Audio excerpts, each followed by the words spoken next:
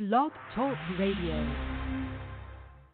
Oh man, if I ever said I was the best, right now it's time to say yeah, motherfucker, keep on praying. Oh man, if I ever said I was the best, right now it's time to say yeah, motherfucker, keep on praying. I'm fucking hot like 6 furnaces, continue to heat up like big worm perm. It gets way critical like you colliding with the gods. Your vision's blurred like you riding in the fog. Dodge they bullet by juveniles who weren't afraid to pull it. Instead of education, I got a demonstration of what CNN continues to utter about. Wise with wisdom, I'm taking the scenic route. Heavily devoted and complex, like your flat screen television remote is the main focus is to make you understand these lectures I perform R&D like Lance Armstrong. Without the substance, this is lyrical porn for the public. Poetic justice while I sip my tea. UNIT wild like Queen Latifah. Motherfucker, it's Billy Pump Treat. Oh man, if I ever said I was the best, right now it's time to say yeah, motherfucker, keep on praying. Oh man, if I ever said I was the best, right now it's time to say yeah, motherfucker. Yo, hey yo, I pull up to the spot, head nappy like I'm Bosky, got the herringbone, clean, good trapper queen like I'm Fetty Wap, a nigga always dropping some heat. Fuck a repeat buttons, known to never suffer defeat. So why they keep frontin' on the guard to make you atheist? You hate this shit, not in my radius. Every beat be getting 86, yeah. I'm godly with the paper, make your pen game. That's paperweight, but known for chasing cake. This is paperweights on no man, forever on my grind like playing slow jams. Y'all niggas acting fool, how you cool with your no fans? Yeah, they claim they homie, we can't trust them cause they hella phony. Hate can never hold me, stacking checks until I flood the rollie. Getting my cake up, but nothing to best up on these lame fucks. Every line divine, big co-signed by the brain truster. Modern day Einstein, life remain a lifeline. Name the brightest stars I outshine. Christ. Oh man, if I ever said I was the best, right now it's time to say yeah, motherfucker, keep on praying. Oh man, if I ever said I was the best, right now it's time to say yeah, motherfucker, keep on praying.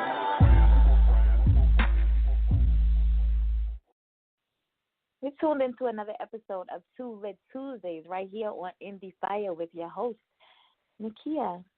And that was Billy Palm Trees and Keith Christ with the Bronic. You can find the Bronic on Billy Palm Trees' debut album, DeLorean. We talked about Billy a little bit on last night. Damn, it was just last night, wasn't it? Yes, last night on New Music Mondays. Yes, so Billy started us off last night, and he started us off tonight as well. I don't know who did that, but shout out to you, Billy Palm Trees. I know you're out there listening. Tonight, gosh, y'all, I feel like I've been on like autopilot since last Wednesday. I've been all across my state and dipped down into another state, and it don't stop. Like I'm booked solid. People are like, I need to get in contact with you. I need to do this with you. You know, we need to hook up to do this. I am booked every weekend until the end of April. So catch me when you can catch me, because I'm going to be everywhere, and I'm probably going to be in your city or your state. I'm going to be in ATL this weekend, only on Saturday. I'll be in Charlotte, North Carolina on Friday, and Spartanburg, South Carolina, in between those two stops. So if you are anywhere near those areas, make sure you look me up. All right? Can't tell you what I'm down there for, but I'm going to be there. Saturday is going to be a whole day and a whole night in ATL. So hit me up, you know, so we can do something, you know. I didn't talk about this last night. I don't even remember what I talked about last night. But, you know, the past couple of weeks we've been talking about the 9-year-old who was found in the duffel bag in California, right? And last week we mentioned that the mother's boyfriend, who had some felony child abuse charges, was actually one of the suspects that were picked up, and they did go ahead and put the charge of murder on him, right? All right, so not only, you know, felony child abuse, you got some child endangerment. You got some child neglect. You got some registered sex offender type shit going on. I also now they want to charge the moms as well. She's been extradited from Texas to California. It may be it's California to Texas. Look it up. Don't quote me. They want to charge her as well. And my thing is, as a mother, like, when does your instinct kick in and tell you something that ain't right about a nigga that you fucking with? I just need to know. At what point does that occur? And I don't get it how these females can just fall into any type of relationship for the fact of saying I got a man on my arm. Do your work, before you bring this man around your kids, especially your daughters, And nowadays it can be your daughter or your son. But at what point, like, I got people that fact check everybody that I fuck with, everybody. And so, and they be so serious about the thing, you know what I mean? Like, sometimes I feel like, okay, it's not that serious, but yeah, they make sure men are legit that I deal with, because I do have children. Now, I don't bring them around my kids, unless we serious, like you don't put a ring on it type serious, so ain't nobody been around my kids. But I just don't understand these females who do that just to have or to say that I got a man, and he's just all up in your house and, or with your kids, and you leave them, you leave your kids with a man, and it's, no, I just don't get it. So this is 3 weeks we've been talking about this, and it's not over yet, because they were thinking about charging her. So, and this was yesterday's news. So I'm sure, by the end of the week, some type of decision is going to be made. And we'll talk about it again, maybe Thursday, maybe Monday, maybe next Tuesday. Who knows? Now, other than that, I don't, because, we don't like to talk about everything that we may discuss on He Said, She Said, but I probably should bring some news back because I'm still looking for the he to go with the she for He Said, She Said, all right? I'm not putting it out there that I want to co-host again. I really don't feel like I need one right now. But, the He Said, She Said has to have a co-host, has to have. And maybe some input more on the music that we play on New Music Monday. So I might have, some guest co-hosts slide in or whatever. But I'll definitely start bringing you back more entertainment news, celebrity news that we would normally talk about on He Said, She Said. I'll bring it back, in the beginning of Tuesdays and Endie Fiya on Thursday. All right, y'all remember a couple of weeks ago we had an author on out of Georgia, and phenomenal interview, and it was always the mission and a part of the mission statement of Endie Fiya to be able to reach out to all independent communities, whether you're doing modeling, you're a videographer, you're an artist, you're a blogger, whatever you do that you're doing independently, that was always a mission for Endie Fiya to be able to provide the platform for these individuals, to give them an avenue of expression or an additional avenue of expression to promote their brand. So I love the fact that we've had so many authors. I know at least 2 a month since, the new year, since season 3 started. So I'm excited tonight that we do have another author on tonight. He's an author, he's an entrepreneur, and he said he's a gold digger too. Now, some people probably read that all wrong because you think of the female and how typically the phrase gold digger, was used in the past, but I get it. I understand. When you listen to his bio, when you start to read that book, you got to get on his book. You begin to realize what he's talking about when he terms himself a gold digger. I'm talking about James Turner. He was born and raised in the drug-infested Gym City, that's Dayton, Ohio, and became a product of his environment when he was introduced to the dope game and fast money. It did not take him long to get entrapped in the lifestyle and the spoils that came with his riches. But he quickly learned that the game loved no one and found out how treacherous the game could be. Getting money comes with plenty of stories, good and bad. So ride with this author through the streets of the Gym City while he tells you what people will do. My guest this evening is author, entrepreneur, and gold digger, James Turner III.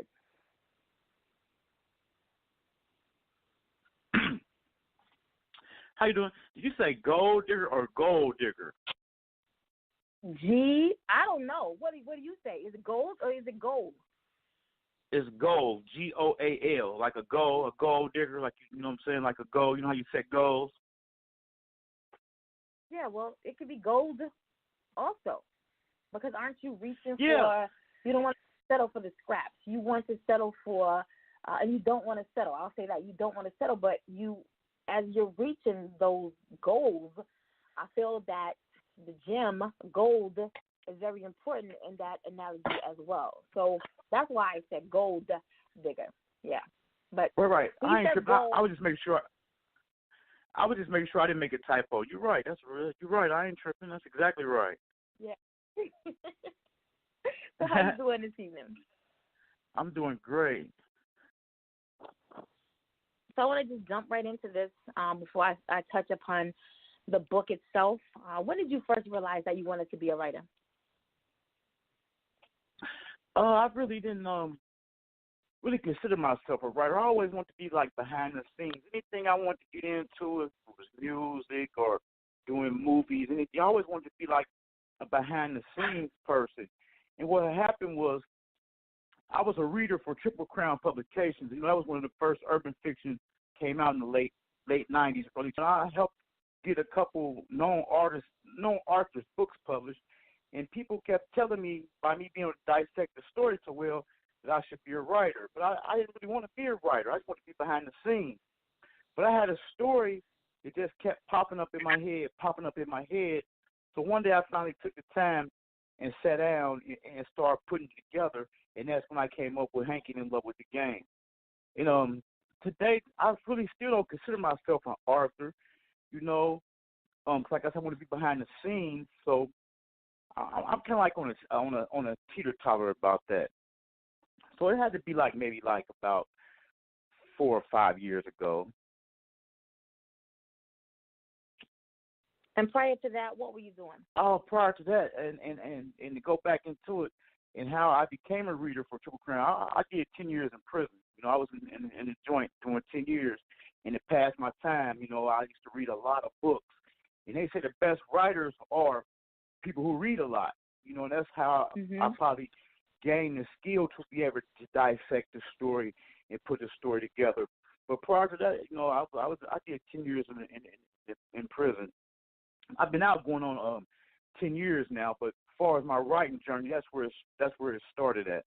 But as far as being an entrepreneur, I've been an entrepreneur all my life because, as my book speaks, you know, I was tied up in the street life, and that's what I understand with my young brother. If we can sell a person something that's gonna kill him, how come we can't sell somebody something that's gonna help them, or something that's gonna provide for us and help us live without having to go to prison? You know?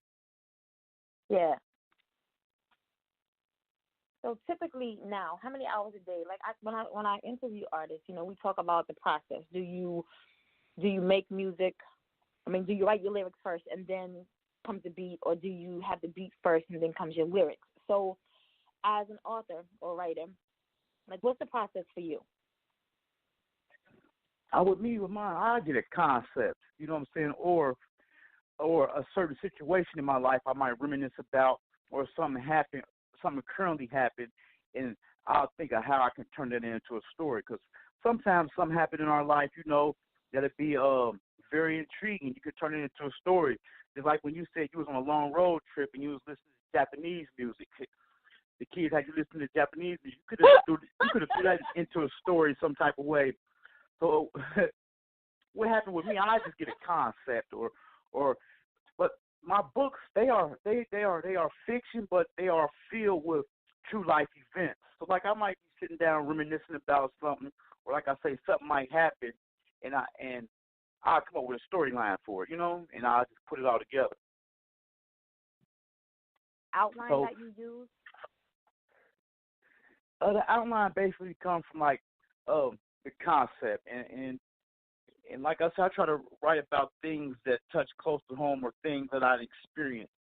So how the outline go, how I do my outline is like I said, I come up with a concept like Hankin'. Hankin' is about just here recently in Ohio, in the over country period, we had a real epidemic with heroin, you know. And when I was tied up in the streets, you know, that was my product of choice. It was heroin. So when I get a concept like that, I'll just sit down and I'll just think about all my heroin stories, you know what I'm saying? and I just turn them into a story and get it all to tie together, or whatever I choose to write about. Once I get a concept, like I say, they most likely gonna be something true to life. So I'll just tell my story, how it happened, and only part of fiction come in. The fiction come in to protect people, places. You know what I'm saying? Protect names and certain situations that happen. Right. A lot of what has transpired in your own life personally. Do you also, and I know you just mentioned, protecting other people's privacy, but do you have stories that talk about other individuals and how they may have affected your life? Yeah, those stories are also tied into those stories will also be in my own story. It'll be a character in my book, or it just may be a certain character that I choose to write about and tell their story.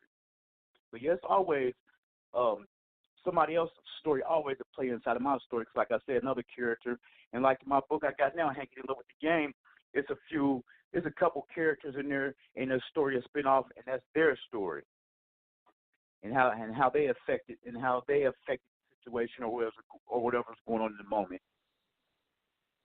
Okay, so any of the characters, like I told you before we started, I haven't really got deep into the book yet, but any of your characters in the Hanky, are they female? Oh yeah, it's really a love story. It's a street love story, but there's some females in the book. It's a few females in the book. How do you write from the opposite sex perspective? How I write from the opposite sex perspective would basically be me writing the situation, how it happened, and putting myself in their shoes. Like the general it'd be like I said, all my stories mostly are true to life. I can't. It's hard for me to be fake. You know what I'm saying? So I can't guess what a person, what situation it took place. Saying something that I done seen, something that I done witnessed, or something I done heard. Now, I'm always gonna go back and forth between comparison, with guests on the show, with musicians on the show, with artists on the show. Are you consistent with your writing? Do you write daily? Do you write once a week? I'm consistent with my writing, but right now, like I said, I never really set out to be an author. This book right here is a 3-part book. And when I signed my book deal, I signed a 2-book deal. And I dropped this book 2 years ago. And it's not that I'm not consistent with my writing. It's just that I got so many different things going on. And like I said, I never really set out to be an author. But like somebody was telling me, like, man, where that second book at, man? You got a fan base now. I got people asking me for the book. Because what I'm really trying to do now, I'm really trying to turn this book right here into a film. I'm currently going to school for digital cinematography to become a filmmaker, so I can turn this book into a film. Although the book is not out yet, to answer your question, no, I don't write every day, but I do jot down some ideas and stuff to go into the book every day. And that's something else. I got to make another comparison, too, with people in the music industry, and I'm sure you probably know this as well. It's so vital that you learn every single part of the industry, not just how to step in the studio and record, not just how to be the perfect songwriter, but you must know all aspects of the industry. So with you wanting to turn that book into a film, yes, you're learning other aspects of your industry. Phenomenal. Because now we need to be able to do things on our own. I feel like, especially as an entrepreneur, you need to be able to do things on your own. You need not have to reach out to so many people, when the opportunity is out there for you to learn all aspects of the trade. So I feel like that's very important right there. And although it's been a delay on the second book, but at the end of the day, I think my audience are going to be very, very satisfied and get way more than what they pay for the book, because what I'm trying to do is not just a book. I'm trying to also add visuals to it. And that's what made me want to become a filmmaker and get into creating content. Is one of the things you mentioned. I have reached out to a couple people before and tried to have them do some video footage for me, and our schedules weren't clicking, or It was just a bunch of bull crap. Right. I said, you know what? I'm gonna just do this myself. And just like my book cover, I'm not a graphic designer, but I knew how I wanted my book cover done, so I had to sketch it out and then present it to the book cover maker to tell them how I wanted it. You know, and that's the thing about my visuals and stuff like that, and why I want to take on the responsibility myself. Because I don't think nobody can capture my image or what I'm trying to portray the way that I can. You know. Right, right. Now, The Hanking, that's your first book, right? Yes. Is that your only book? That's my only book out right now that's part of that trilogy. I also have a short story. It's an inspirational story. It's in a book called The Tainted Mirror Anthology.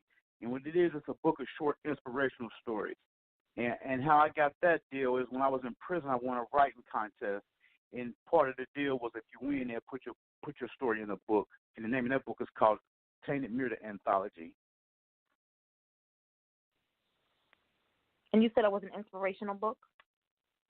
Yes, this is inspirational stories, yes, from people from all different walks of life. You know, they had like about 3 or 4 guys in prison and 3 or 4 people, like ministers and just different people who have been through some trying situations and how they turned it around. Would you view your writing as a kind of spiritual practice for you? No, I wouldn't really view it as a spiritual practice. I really view it as a stress reliever. You know, and that's one of the things I had to learn when I was in prison. I had to find a way to exert my energy. You know, because there's so many rules in there, and you can get in trouble for so much difference. Got in the habit of picking up my pen. So if I did 10 years in prison, you can imagine how many love letters I wrote. So I became really good at expressing myself on paper. I became really good at expressing myself on paper. So I just call it really just a way to express myself, not really spiritually, but all the way around, you know. So you mentioned love letters. Are you married? Oh, yes, I'm married. So does your family support your craft? Yeah, but my family support my craft. I think like with all entrepreneurs, go through the thing where family want more of you, and it comes time, right. It comes times in your journey where you got to be on your grind, or you're trying to meet a deadline, or you're trying to get something done. But for most all, they're very supportive. Any of your characters ever float around members of your family? Not so far. I had characters float around friends, people, associates, or people I knew from the streets, but not really so much family. And the thing about when I write about my characters, I contact the person, let them know, although the name has changed, if certain people pick up this book and read a certain part of it, they can relate to what I'm talking. They know what I'm talking about. So, I give a person a heads up. I give people a heads up or ask them, That's a fear of mine. I have so many books inside of me, and people tell me a lot just by the way I speak or just by the way I write. Even if I'm cursing you out on Facebook, just by the way it's said, it's eloquently done. So I have so many books that are inside of me, but I don't feel like I could contact these people and be like, yo, I'm about to write about you in this book. Now pick it up and you'll know that it's you. Of course, names have changed. Maybe locations would change as well. But I couldn't, okay, so for instance, talk about me just a minute. I've been wanting to write this book for probably 10 years, right? I got the title for the book. I got the end of the book, but there's the beginning and the middle that I'm missing. But there are so many men that I want to talk about in this book. Like, I couldn't call them and be like, yo, so I'm finally got this book, it's ready to be published. You're in it. You knew you was going to be in it, but I feel like once they picked it up, then yes, they would know, all right, so this whole chapter, is about me, or, this part right here is about me. So, yeah, that's much respect right there. I don't have that much respect for these niggas, but that's much respect that you would take the time out to let these individuals know, that, of course, everything is, I'm protecting your privacy or whatever, but, you're in my book. Yeah, so maybe I'll get to that level before I actually write the book that I can be comfortable enough to say, hey, you're in it, instead of just surprising people. But everybody knows that, that this book has been in me for 20 years probably, and it just hasn't gotten out yet. So the more that I talk to authors and writers and novelists, and the more tips that I gain from them, then I feel like I'm ready to actually put the pen to paper and get it done, And you mentioned that that writing was more therapeutic for you. And I used to write, and it was very therapeutic. And then I just fell off, So I completely understand what you mean right there when you say it's therapeutic. Right now, shopping for me is therapeutic. Oh, yeah, that's most definitely therapeutic for me also. If an aspiring artist were listening right now, what bit of information would you tell them, like traps to avoid, especially since you did the publishing, before? Like what? And I don't want to call it a trap, but what would you tell them? Like, watch out for this right here. Don't take this road right here. Don't do this right here. What would you say to them? All right, this is going to be like two answers right here. One of them is going to be addressed to you, but addressing everyone. Like when you said you got the end of the story, but you don't have the middle and the beginning. How you get the beginning and the middle of your story is tell how you got to the end. That's how you're gonna get the middle and the beginning of your story. And that's that's because of people that get writer's block. People, and that's one of the questions I've been asked a lot of interviews. Like, what do you do for writer's block? That was about the next question. Yes. Right, and I really can't say I don't get writer's block. Like I say, the stories I'm telling are stories that happen for real. So I'm just telling the story. So that's one of the things I want to tell people to watch out for. Is if you get a writer's block, don't give up. Some people will get a story and they get writer's block and they just give up and they have a book laying around for 10 years. And another thing, some advice I want to give people is be careful what you sign. Read what you sign. Don't sell your soul. People will sell their soul, just trying to thinking they're going to get famous or get some money, and they decide their soul away. You got to read what you sign. And the reason I gave that tip out, because that's the first step in the process. Once you get your product, now you need to get it out there. What's the next step? The next step is find you a distributor.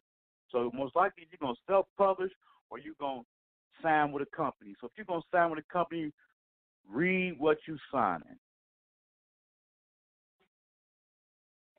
That is good advice right there. And you mentioned the writer's block already. And I feel like everyone, even music artists, go through the writer's block. I know when I was recording, that was hard for me. I knew what I wanted to sing about, but I was gonna put that shit on paper for nothing in the world. Like, I would have to lock myself away and really focus on, all right, you got a deadline, you need to get this single done, or you need to get this EP done. And I always had writer's block, always. Like, I was like seeking out ghostwriters like every day because I just couldn't creatively, put on paper what I was trying to say for some reason. So that's why I feel like this it has to be consistent. Now you mentioned that you write from a truthful perspective, that these are real life experiences. So I think it is easier to create, and it doesn't have to be daily. I think it is easier to create when you're talking about real life, as opposed to having to pick and choose from other people's, the ideologies of what you needed to speak on, and that may cause a little writer's block, I feel. But yeah, that was a very good point that you made. I don't know what you do now, but I know what you did in the past because you talked about it. But where you are right now, what one thing would you give up to become a better writer? What one thing would I give up? I'm kind of missing that. When you're saying what would I give up to become what would I give up, like far as like my daily routine, something that would give me more time? Yes. Like, do you have distractions, that keep you, like for me, I'm in school right now, and this is my last semester, and I feel like I can just goof off because it's my last semester. But but I can't. I'm so distracted by other things, but if I buckle down, I can get it done. So what is distracting you from keeping you from being able to become a better writer? I think what's distracting me is, like I said, I'm just wearing so many hats right now. I'm just doing so many different things, and like I said, it's all gonna pay off in the long run. 'Cause it's all gonna come together. Because I'm doing this, I'm doing that, I'm trying to get this done. I'm in school, then I'm working, so it's all gonna come together, and that's a good thing, and that's a good question. And for anybody listening, it takes time. That's the thing about anything in life. It takes time. Just like writing this book, and I always find myself reflecting back to street things I did in the street. Like, you don't start off and become rich or a big dope boy overnight. You got to grind. You got to start off at a half, right. Then what I'm saying, you get a quarter, then you get a whole, then it takes time. It's baby steps, and so giving up something, I don't say I would give up something. I would just ask for more patience. That's what I would do. I wouldn't give up anything. I would just ask for more patience. I ask to just be a little more patient. That's a good one. That's because I got very, very, very little patience in all aspects of my life. Very little patience. So, yeah. My grandmother, and I'm going to try to remember what she said. It's something like she used to ask the Lord for, you know what, I'm going to come back on that because I'm about to misquote her, but it involved patience. It was like I asked the Lord for more strength or something, and then, he started giving me mountains to move, so I began to ask the Lord, just for patience to endure. It was something like to that, essence. But patience is I think a lot. I think it's something that a lot of people need to acquire, and if you do have it, you need to always ask for more, because it's always going to be something that sets you off, and it's going to pull you away from the things that you need to be doing. So I think patience is that's a good answer. Like, I need to acquire more patience as well. Right now, I want to give you a minute to rest your mouth. If you're just tuning in, you're listening live right here on Two-Way Tuesdays on Endie Fiya with your host, Nakia, and our special guest, author, entrepreneur, James Turner. This right here is Natty Boy Black. You might have remembered him. He was the first guest of the year, and he's also an author. But this is Unapologetic Drifter. I'm an unapologetic drifter. It is the wind that carries me. I live my life day by day, not knowing where I want to be. My life is like the open sea, and my heart is knowing that I have space. I once was attached to another, but the wind blew me away. I'm an unapologetic drifter. I blend in no matter what the crowd, creature, or creed is. I made it easy for you to love me, because I gave you exactly what you thought you needed. And I'm the perfect companion as long as the wind keeps me seated. I'll take you away from where you're comfortable and leave all your resources depleted. You rely on me, confide in me, and as a queen is how you'll be treated. Then one day I'll turn cold, and that will be the only sign I'm leaving. I'm an unapologetic drifter, in and out your life without a trace. How could you say you miss me if I never showed you my true face? When I said it's not you, it's me, to tell you the truth, I haven't given it much thought. I said what I needed to enter your heart, and I'll do the same to write you off. I'm an unapologetic drifter, and I go when I please. I will not shed one tear for you. You're just one fish that bit out the sea. I don't think about your feelings because I don't understand my own. I'm an unapologetic drifter, and with you, I was still alone. The only thing that I know is that I don't know how to stay. Please try not to curse my name, because the lack of love is the greatest pain. I'm an unapologetic drifter, and one day you'll understand that I used to be a dreamer that wanted to settle down one day on land, to have a wife that I'd love and one day ask for her hand.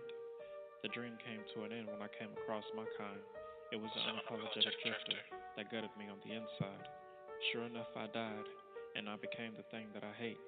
I flow in a sea of drifters, fishing for hearts to take. We hate to be alone, but we just don't trust love. So we fake date the ones who love until they hate the fact they trust the ones they fucked. Until they break their backs trying to bait a drifter with a body that'll never be enough. And you'll bake straight through your brain until you figure out what we want. We are unapologetic drifters, and we devour our dreamers' love. You thought we wanted love or sex, but really, we wanted company that looked like us.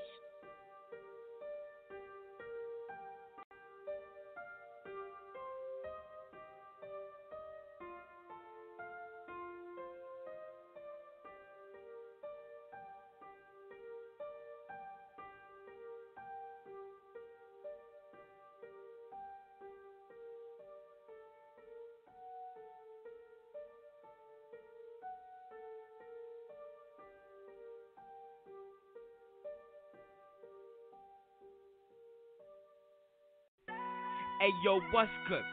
It's your boy Jerusalem from the Scarfella Music Group, and you on the air with the hottest station, Endie Fiya, with your host, Lil Timmy and Nakia, right here on the station bringing you all the hottest hip hop hits. Endie Fiya, let's get it.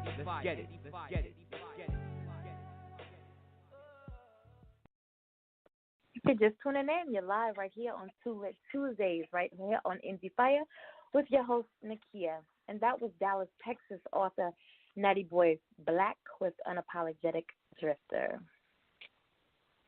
So, what was an early experience where you learned that language?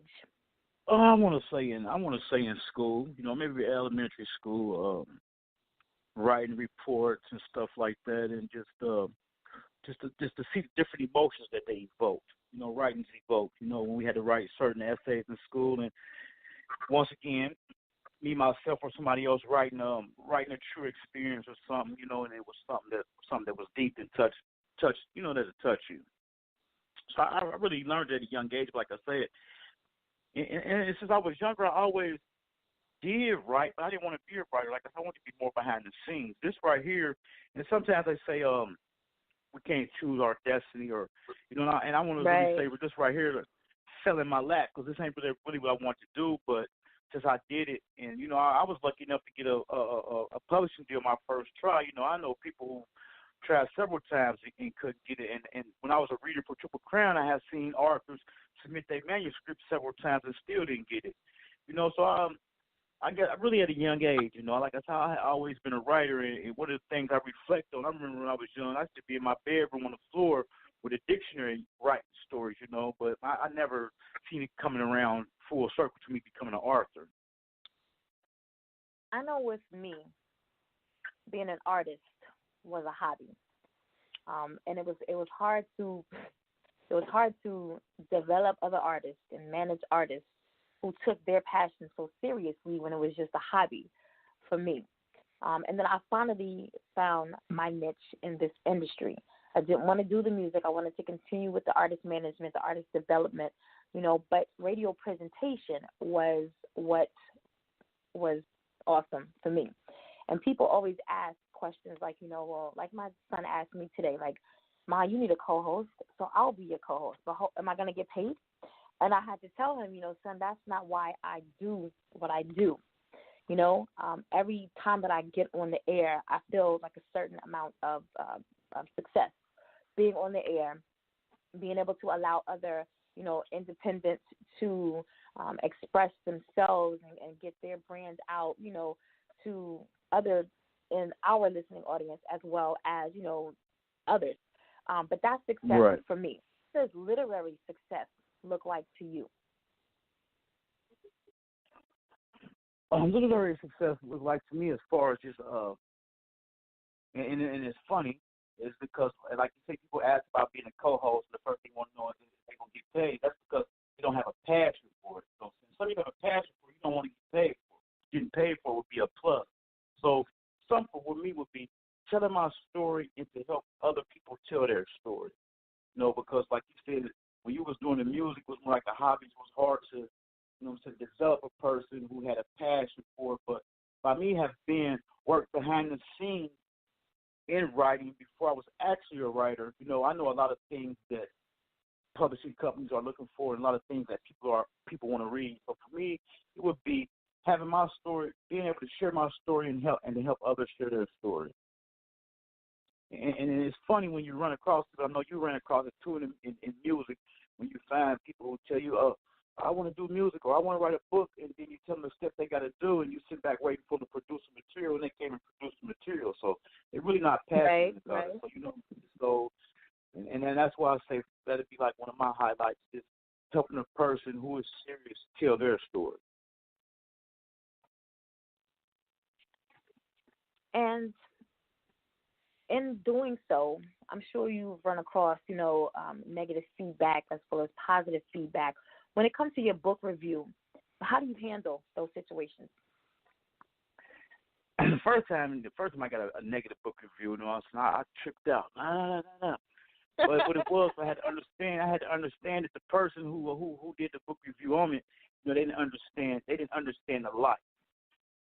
So people not always gonna like what we choose to put out when we put out something. It could be a cupcake. You know what I'm saying? You might find 5 people that like your cupcake. You might find 2 people who don't. So I just take it and strap it at the same time. I always do take in constructive criticism, and when I do get a negative review, I'll look at what the negative review was pointing at and see if I need to strengthen that area. But my whole thing is we can't please everybody.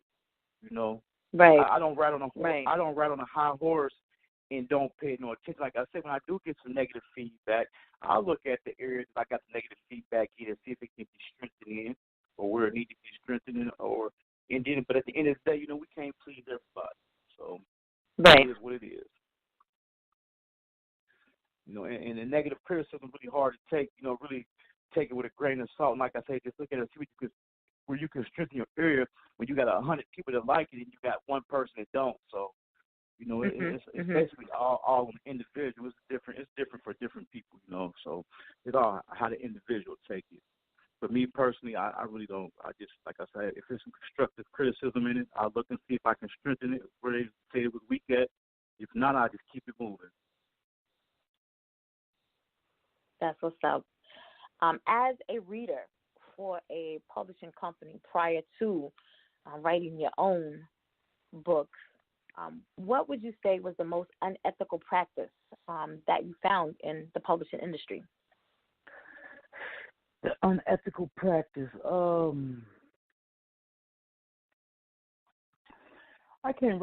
really can't really say on unethical practices in the publishing industry coming from the publisher's side, but I really can't really call it unethical. But one of the flaws I see others make, and then I myself also make, is rushing. You know what I'm saying? Grammar, punctuation, and stuff like that. But as far as unethical practices, a person can avoid all that. Will avoid a major amount of unethical stuff when they read what they sign. But as far as unethical, I'm looking at that as far as the scamming and stuff, people getting over them. I didn't really run into too much of that. Persons, like I said, you got to read that fine print. No, I have a question. You mentioned grammar. When you send your manuscript out to the publisher, they decide, we're going to pick this book up, we're going to publish this book. Isn't there supposed to be somebody who proofreads your material? That's what I'm saying. Yes, it has to go through an editing process. But like I was just telling you, I got a guy right now that's incarcerated. And he just sent me I think like a 30-chapter book. He emailed it to me. He sent, and wow. Like I told him, I said, when you do it, you're gonna have it. It's gonna go through an editor. It's gonna go through a proofreader. It's gonna go through an editor. It's gonna go through a proofreader again. But you want to try to do the best job that you can to try to cut down on some of that. You know what I'm saying? So yeah, it's going to go through an editor. It's going to go through a proofreading, and that's why I say slow down, because sometimes we make common mistakes like double writing the word the. That's the grammatical errors I'm talking about, and that just really comes from just moving too fast, and just paying attention to what we're doing. But like most companies, it's about some money. That's established companies and that have a name, they gonna catch all that stuff. But from the jump, I'm always gonna try to put my best work out anyway. Even though I do not put my best work out, we all make mistakes. So I know it's gonna be some mistakes in there, but at the same time, I'm still gonna try to do the best job I can do. I'm not gonna just turn in no crappy stuff, knowing that they got somebody that's gonna catch it for me. I'm trying to make the process as smooth as possible. And then when you do got the mistakes in there, they got to send it back to you. Then you got to send it back to them. They got to keep going back and forth. So why would I keep going through that when I can just do it right the first time? The first time, yeah. And I only asked that because I used to proofread for the English department when I was at Syracuse University. And now I find the older I get, like my daughter, her classmates, they bring me their papers, double check, make sure everything is grammatically correct or whatever. But it irritates the hell out of me when I, read an editorial or, somebody sends me, I want you to read my book. I mean, we've had several authors on the show, I want you to read my book. And on the first page, I found like 7 mistakes on the first page. So I'm like, okay, so who who proofread this because all of these mistakes, and it's like my eyes just hone in on everything that is incorrect. Like I forget what I'm reading about. I forget that I'm just supposed to read because that's just instilled in me to pick up all these errors, So that's the only reason why I asked that question, because I just want to make sure. But yeah, I wouldn't submit. I would want to submit like this is the final piece of the, puzzle right here. The first time I submit, not submit and then they have to send it back, and I got to make corrections. Like you said, yeah, I would have to give my all, in the very beginning. So right. That's why I asked that question. And that was a good source. You said what? I couldn't hear you. Go ahead. No, and I say it's good that you have brought this up, because like that was like one of the things that I was going through with my book, and like the editing, the editing part of it. And like I said, I was trying to explain it to the person who I was talking to on the phone today. The editing is like a crucial part of the book. And on your behalf, as far as you being a proofreader like that, you are, like you said, you are trained to pick up the errors and stuff like that. And it's kind of, and the person and another editor was explaining it to me, and they were saying the same thing. He said like, it's hard for them to read like that because they focus on the errors versus being able to focus on the story. So that's another thing that I like. That's another tip that I would, like I said, I would try to give people, is like try to get your editing right. Definitely. Now, I know that you said that this was not something that you expected to be doing. You didn't, you wanted to be behind the scenes. You didn't want to be, up front. You didn't want to be the writer. But as a child, I feel that you could have done anything differently to become a better writer as an adult. Most definitely. I could have most definitely did some stuff different as a child. I could have stayed out of trouble. I could have stayed out of trouble and stayed out of jail. I had been out of jail since a juvenile. So most definitely, it's a whole bunch of stuff I look back and wish I could do over, but I don't regret it because it wouldn't make me the person I am today, and I wouldn't have the story that I had. Right. Exactly.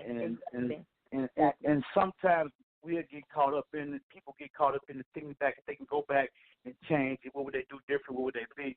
But how could you say that? Because evidently that's not what you're meant to be, because everything that's meant to be is what happens. But what I can say is I if I could have just stayed out of trouble, I do regret getting myself into so much trouble when I was younger. But at the same time, I said it still paid off at the end of the day because it made me into the person I am. Talk about, because we haven't touched upon it too much, but your book, The Hanky. Give us a scenario of the book. Okay, first I'm gonna give you the definition of hanking. Hank was another word in Dayton that they used to call heroin. They used to call it hank. And when you were selling a lot of it, people would say you hanking. So I took it, in the entrepreneur in me, I took it and I put my own global definition on it, which is mean when you can supply the demand and consistently turn a profit. So with that being said, no matter what you're doing, if you are supplying and demand and constantly turning a profit, you hanking. You could be doing hair, you could be selling dinners, you could be selling CDs, you could be making baskets. If you hustling, that's basically what it is. It's another word for hustling. So the story is about, how the heroin epidemic had ravaged Dayton. People always look at the when people are in the streets, they look at the upsides of it, but people don't ever look at the downsides of it, like how many lives it destroyed and some of the things that people lose on the process. Everybody think everything that glitters is gold, but it ain't. Because you're in that type of lifestyle. By me being away from that lifestyle and almost just not really call it a square life, by me not living in that lifestyle and living right, I have nowhere near as much stress as I had when I was in the streets. Because when you're in the streets, you got to watch out for the police, you got to watch out for robbery boys, you got to look out for people trying to beat you. And that's basically what the book is about. The book is basically about the heroin epidemic in Dayton and how one person, a guy, the main character, Skull, he had lost his father when he was young, when he was a child, due to a heroin overdose, and he said he would never sell heroin. But when he go away to prison and do 10 years, when he come back, heroin has took over. So he had a choice to make. You know, do you want this quick money and this fame, or are you going to stick to your word and not mess with it? Okay. And where can our listeners purchase the book? You get the book on all major book retailers, Barnes & Noble, Amazon.com, off my website. I had a website. Like I said, Barnes & Noble's, Goodreads, Walmart.com, off my website. Okay. Make sure that you're purchasing Hanking by James Turner. Make sure that you're giving a review as well, whether it's positive or negative. He mentioned, briefly how he receives negative reviews and good constructive criticism. So make sure that you're purchasing, again, Hanking. He did mention all of the retailers, some of the retailers that you can get it from, as well as the website. He'll give that website in just a few minutes. We are down to the last part of the show, and we play a little game. Even though we touched upon a lot of your personal life, there's still some things that, people might want to know about you. All right, so a quick little game we play is called Either Or. I'm going to give you one choice, or I'm going to give you another choice. And you tell me which one works best for you. All right? Nothing that you got to think hard on. It's just, quick 10-second question, very 2-second, quick answer. All right? You ready? Okay. Here we go. Do you like the sunrise or the sunset? Sunrise. Do you think before you speak, or do you speak before you think? Think before I speak. You like money or fame? Money. You like washing dishes or doing laundry? Doing laundry. Last but not least, you like Frosted Flakes or Lucky Charms? Frosted Flakes. And there you have it, guys.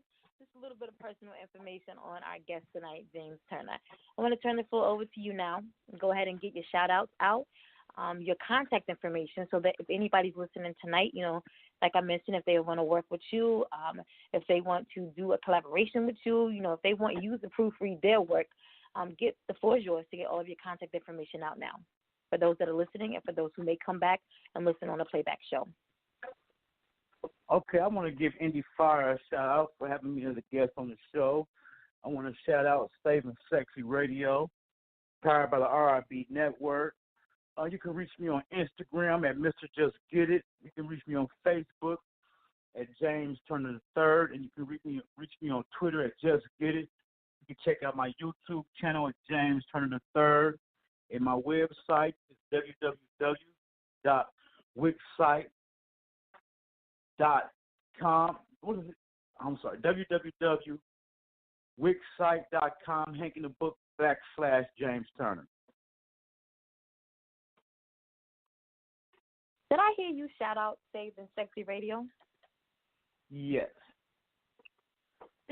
Shout out to Susie Newton. That's my business bestie right there. I didn't know that's how we were connected. Yeah. Yes, I love Miss Susie. Love her to death. Guys, Yes, make good sure people. that you are listening to. She is very good people. The realest. Yes. Make sure you're listening to Endie Fiya this Thursday, 7 p.m. Eastern Standard Time, with our guest, R&B singer, the Queen. She's a queen? Nah, she's the first lady of Queen City. That's Charlotte, North Carolina. She goes by the name of Lady Kier. And tune back in on Monday at 7 p.m. Eastern Standard Time for New Music Mondays. Make sure you're getting your submissions emailed to Monica at info@indiefireradio.com. And then back here again on Tuesday at 7 p.m. Eastern Standard Time with Gerard Belcher. Yes, he's an artist. He's a DJ. He's a producer. He's an entrepreneur. He got a little bit of everything going on. So make sure that you're tuning in. If you do not make them all, please do not miss them all. Right? Make sure you're following the show on all social media platforms at Endie Fiya. Make sure you're following me on all social media platforms at Girl in motion. I want to leave you with this quote this evening. I'm so sorry. Thank you to my guest this evening. Yes, thank you. You could have been anywhere this evening, but you chose to spend your time with us here on Endie Fiya. So thank you. Once you're on the show, you become a part of the family. You're always welcome back. Keep that in mind. Okay, thank So you. I'm going to leave you with a quote. You're welcome. My quote this evening is, music is language. Music is the language of the spirit.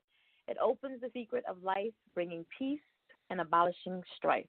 That's Khalil Gibran. So until Thursday, 7 p.m. Eastern Standard Time, have a good night.